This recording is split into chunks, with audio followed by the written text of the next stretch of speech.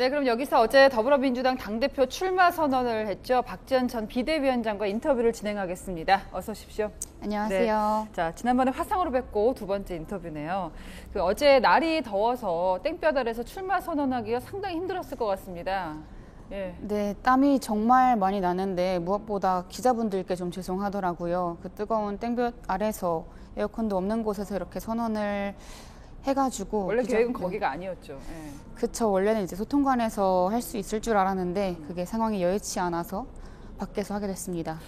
박지원 전 위원장 하면 일단 청년이잖아요. 네. 근데 좀 전례가 뭐 넓게 보면 있다고는 하더라도 나만 출마할 수 있게 해달라. 이게 너무 예외를 주장하는 거 아니냐, 특혜를 요구하는 거 아니냐라는 시가 있거든요. 네, 특혜가 아니라 네. 룰이라고 먼저 좀 설명을 드리고 싶고요. 당의 외연을 확장하고 이제 외부 인사를 영입하기 위해서 만들어진 조항이 있습니다. 예. 근데 그거에 있어서 저만 안 된다고 하는 것에 왜 그동안은 이 조항을 그렇게 잘 적용해 왔으면서 나만 안 된다는 것이냐 이렇게 말씀을 드리는 것이고요. 넓게 보면 이제 박 전 위원장 입장에서는 누군가 출마를 의도적으로 막는다 느낄 수 있는 대목들이 있을 것 같습니다. 그렇다면은 누가 어떤 의도로 그런다고 생각하십니까? 최강욱 의원 징계라던가 예. 이제 검수완박의 그런 속도 조절론이라던가 또 586 용태론이라던가 이렇게 듣기 불편한 이야기들을 하니까 아무래도 그런 목소리를 좀 거부하려는 움직임이 아닌가 싶고요. 네. 정치라는 게 강성 팬덤과 결별하자라는 얘기를 했지만 사실 정치인들 입장에서는 팬덤을 놓기가 사실상 어렵고요. 네. 이게 현실 가능하냐는 문제는 다를 텐데요. 팬덤은 본인이 좋아하는 정치인의 잘못을 해도 이 맹목적인 지지가 기반이 되기 때문에 그 비판을 할 수 없는 상황으로 저는 계속해서 가고 있다고 봅니다. 결국 그 팬덤이 우리 당과 또 이제 지지하는 정치인도 다 망친다고 보고 있고요. 그래서 보다 건강한 그런 정치 문화가 만들어지려면 팬덤보다는 비판적인 지지가 예. 어떤 정치인에게나 필요하지 않나 생각하고 있습니다. 어제 썩은 곳을 도려내서 구멍을 메운다라는 표현을 했습니다. 썩은 곳으로는 아까 몇 가지 예를 들어주셨어요. 이재명 의원도 같은 맥락에서 좀 쉬어야 된다라고 얘기한 걸까요? 이재명 의원이 당대표가 되는 것을 우려하는 이유는 뭐 여러 가지 이유가 있겠지만 일단 그 팬덤의 늪에서 빠져나오지 못하는 것에 좀 실망을 금할 수 없었고요.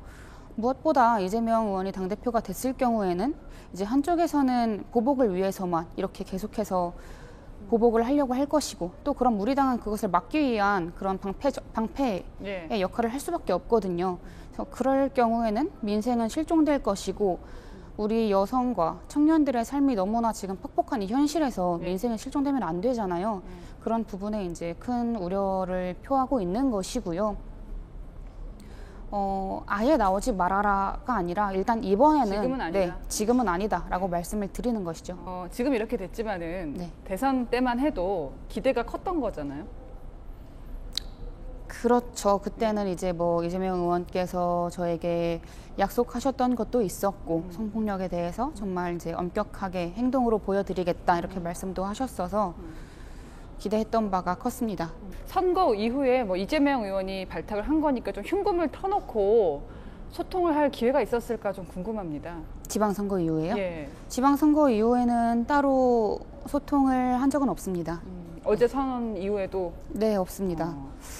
이재명이 영입한 청년이라는 후광 없이 그걸 걷어내고 여전히 호응을 얻을 수 있을까요? 굉장히 청년 정치인이라고 한다면 기성 정치인의 품 안에서 자라나는 그런 이미지가 있었던 것 같습니다.